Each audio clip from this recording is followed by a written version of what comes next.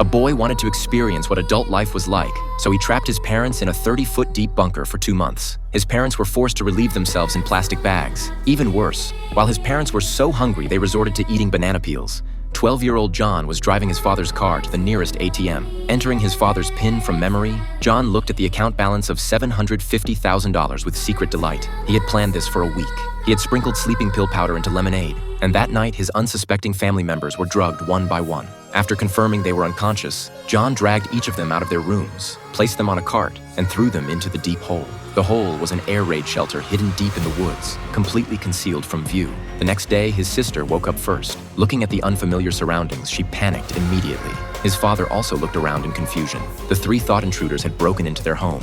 Meanwhile, John was mimicking his parents' voices on the phone to fire the gardener. He then canceled all their appointments in their names. Afterward, he drove to the bank and without hesitation withdrew $300. He spent all the money on his favorite fried chicken and hamburgers. When his mother's friend Lisa came looking for her, John claimed his parents had gone to take care of his grandfather. He said he stayed home to prepare for an interstate tennis tournament. After Lisa left, John remembered his family hadn't eaten for a day. He brought fried chicken and bottled water to the opening of the hole. His parents became excited when they saw him, but John didn't speak. He just threw the food down to them. Only then did the 3 realize John was behind everything. His father shouted angrily at him, but John walked away without responding. The desperate family tried to rescue themselves by forming a human ladder to help the sister climb out, but the 30-foot depth made it impossible no matter how hard they tried. After returning home, John invited his friends over. They ate, drank, and played in the mansion, spending money extravagantly. This caused suffering for his family in the pit, as John didn't deliver food for several days. His mother was so hungry she started gnawing on moldy banana peels. Fortunately,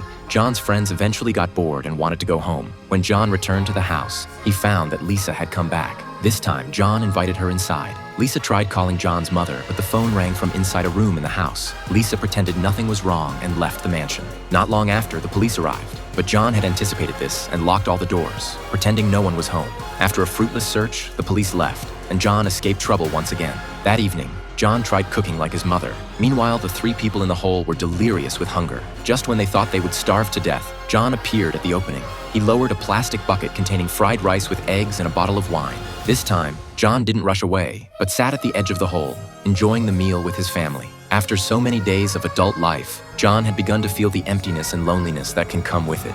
A few days later, his mother suddenly heard a noise from above. A ladder was slowly lowered into the hole, and they all climbed out. When they returned home, they found John floating motionless in the middle of the swimming pool. The parents immediately jumped into the pool, only to discover that John was just playing a breath-holding game. To the parents, however, this seemed like an act of intimidation. The family didn't dare discipline him, and the father eventually filled in the hole with a bulldozer.